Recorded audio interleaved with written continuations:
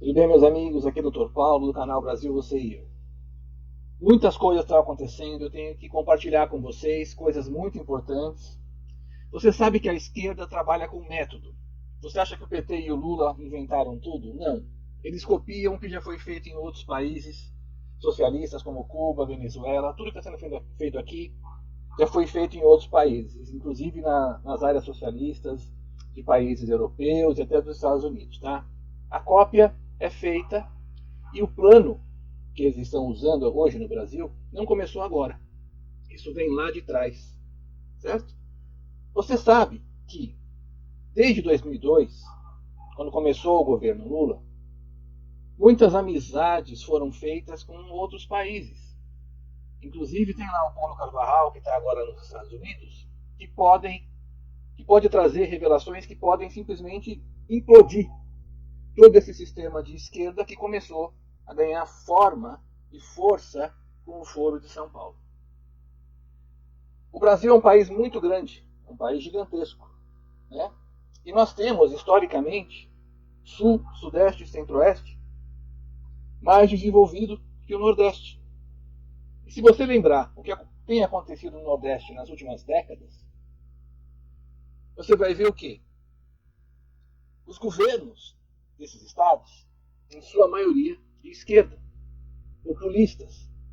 Muitos deles já condenados por corrupção, desvio de verbas, né? Esse caráter assistencialista, esse caráter tributário que faz as empresas saírem de lá e fazem com que os empregos diminuam, gerando mais carência na sociedade, desemprego. Né? As escolas públicas, com algumas exceções, como foi no Ceará, né? Acabam tendo péssimos índices. E você vê, então, os programas assistencialistas do governo federal ganhando vulto. Isso gera o quê? Que as famílias vivem numa condição péssima, em sua maioria, né? Mais que o interior do Nordeste. Em alguns locais até a água falta. A transposição do São Francisco, que Lula disse que foi ele que fez, não tinha chegado água lá até que Bolsonaro terminou. E já há relatos que o Lula ama tanto o Nordeste que mandou fechar aqueles dutos para que os carros-pipa possam continuar entregando água, porque esse negócio gera dinheiro. A esquerda só pensa em dinheiro, controle e poder. Ela não tem nenhum intuito social. Ela quer controlar e manipular as pessoas como gado no curral, para que ela possa ter voto. Quando o Bolsonaro ganhou as eleições de 2018, logo depois veio a pandemia. E aí você lembra que foi formado um consórcio do Nordeste. Segundo eles, para gerir a pandemia de uma forma otimizada e blá, blá, blá, blá, blá, blá, blá. E você sabe os escândalos, respiradores e tudo mais que aconteceu, desvio de verba, enfim, você sabe, eu não posso entrar nesse assunto, né? E aí, agora, com essa eleição, nós temos o senhor Lula, né, como presidente eleito, né, escolhido pelas urnas, e logo, logo veio essa ideia da reforma tributária. Reforma tributária é um assunto que está há décadas no Congresso e nunca ninguém conseguiu finalizar. Tributos federais, municipais, estaduais, sempre, sabe, uma coisa assim difícil, muito complexa. E agora vem o Post, né, Haddad, junto com uma equipe que tem aquele método que eu falei para vocês, criando essa ideia de reforma tributária, onde eles querem formar um conselhão, e esse conselhão, então, receberia toda a receita dos estados, né? E cada estado teria direito a um voto de forma equilitária no regramento de que percentual voltaria para o estado. Você sabe quais são os estados mais ricos do Brasil? Ou seja, quanto o estado ele fatura? Eu vou colocar aqui para vocês. Então, estados que recebem e pagam em relação aos tributos federais. Olha aqui, o Maranhão, ele arrecada 6 e recebe 21,4 bilhões. Depois vem o Pará, Bahia, Piauí e Paraíba. Deste lado direito você vê quanto cada um recebe e do lado esquerdo da coluna quanto cada um paga. Olha o absurdo, a diferença de quanto sai de cada estado para a União e quanto a União devolve para esses estados. Agora você pode imaginar que há uma descompensação gigantesca. E você vê então qual que é a intenção por trás deste conselhão que essa reforma tributária quer trazer e que agora está parada lá nas mãos do Senado para a gente ver que tipo de pressão vai ser feita para que isso não venha a acontecer, né? E é óbvio que os governadores do Sul e Sudeste, né, com a inteligência que tem e a formação que tem, perceberam essa armadilha que o governo federal estava fazendo para que ele pudesse ter esse acesso a esses recursos, não só federais como impostos estaduais. E o Tarcísio, então, como foi muito mal interpretado lá atrás, ele conseguiu paralisar essa ideia e agora a pressão no Senado é gigantesca para que esse conselhão não venha a ser formado, ou, se vier a ser formado, que o peso do voto de cada estado se dê pela população e não meramente de forma igualitária, onde haveria uma assembleia de 27 votantes com peso igual, tá? Sabendo disso, o Zema, que é inteligente, mineiro, né? Mineiro, você sabe, né? Mineiro, eu sei porque minha família é mineira. Ele fez o quê? Uma declaração e se formou o Consórcio Sul-Sudeste. Veja bem, ninguém está querendo aqui dividir o país ou gerar algum tipo de preconceito, nada. Somos todos brasileiros, tá?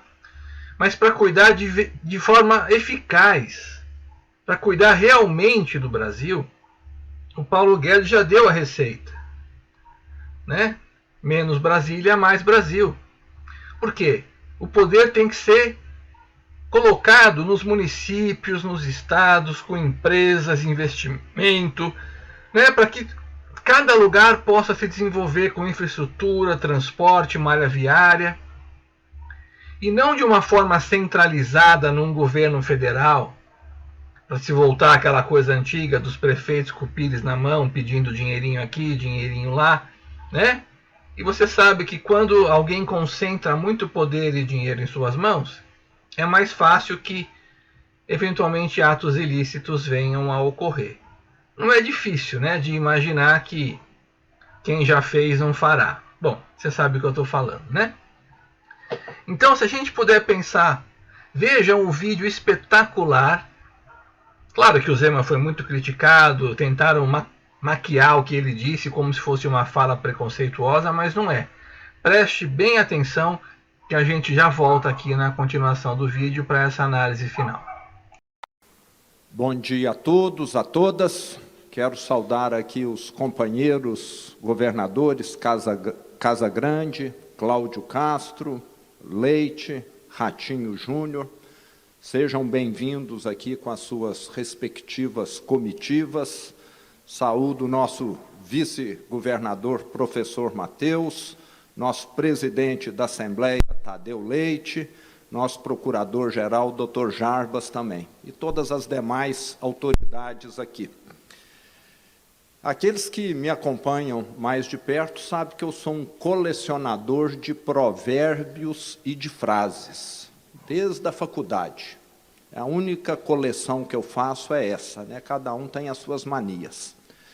E tem um provérbio africano que eu gosto muito, que acho que a maioria aqui deve conhecer, que diz o seguinte: sozinho vou mais rápido, mas juntos vamos mais longe. E o que nós estamos fazendo aqui hoje, eu acho que é exatamente nessa linha. Nós temos o Fórum de Governadores, mas ele acaba tendo uma série de obstáculos. Primeiro, são 27 participantes. Participantes muito heterogêneos, participantes com visões e problemas muito distintos. Mas, quando se fala em Sul e Sudeste, nós temos aqui uma semelhança enorme. Se tem estados que podem contribuir para esse país dar certo, eu diria que são esses 7 estados aqui. São estados onde, diferente da grande maioria, há uma proporção muito maior de pessoas trabalhando do que vivendo de auxílio emergencial. São estados onde há um setor produtivo muito mais dinâmico. Então, com toda certeza, boa parte da solução do Brasil passa por esses 7 estados aqui. E nós temos de trabalhar juntos para ajudarmos o nosso país, que muitas vezes acaba acreditando em soluções miraculosas que nós sabemos só dão certo no discurso. Soluções miraculosas que só dão certo no discurso. Claro, né? Toda eleição você escuta: vamos lutar pela segurança, mais emprego, igualdade, né? Toda eleição os candidatos prometem as mesmas coisas há décadas e nada muda.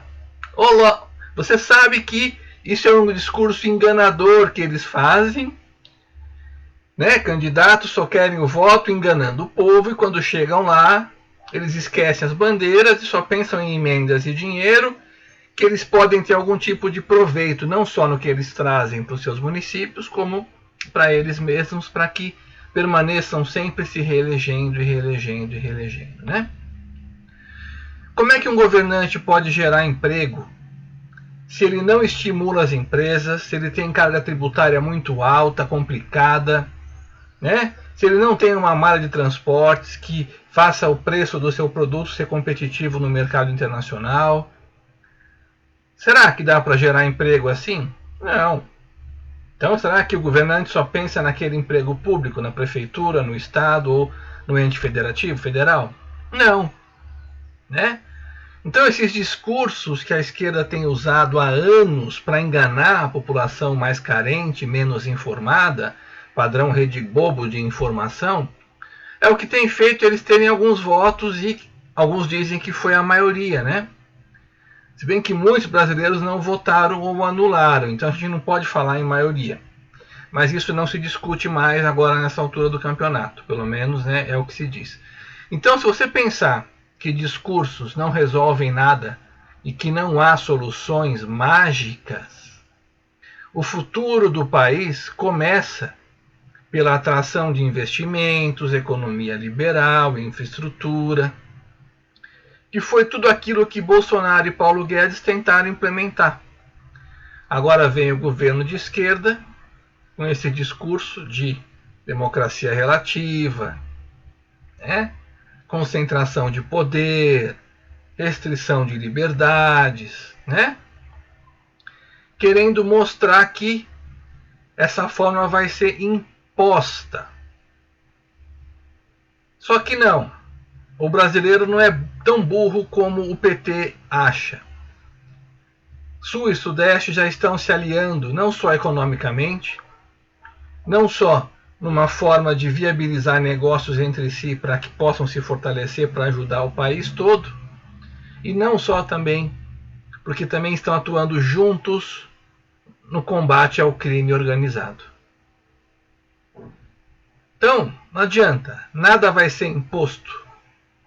O Brasil é um país gigantesco com um povo muito bom, povo de bem, trabalhador, honesto. A bandidagem é minoria. E se são minoria, toda vez que eles afrontarem a lei, toda vez que eles afrontarem a Constituição, toda vez que eles afrontarem o que é certo e justo, eles não vão vencer. Então tranquilize o seu coração, saiba que tem muita gente atenta no Brasil.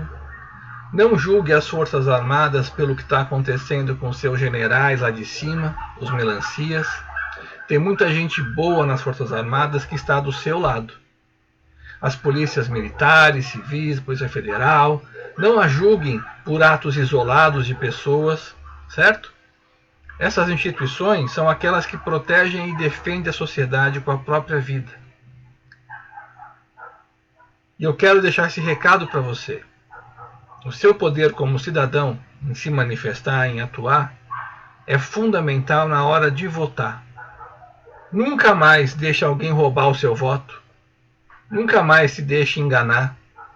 Vote com a consciência de quem sabe. né, o que está fazendo, quem sabe que pode mudar o país. E esse país só vai mudar quando pessoas responsáveis e bem formadas estiverem nos postos do poder executivo, do poder legislativo e até do poder judiciário. Tá bom? Fiquem com Deus, um forte abraço a todos vocês. Ajudem o canal a crescer, curtam, compartilhem esse vídeo, colocam nos grupos de Telegram, WhatsApp, Facebook, tá? Porque nós da direita temos que nos unir e juntos somos mais fortes. Um forte abraço e até o próximo vídeo.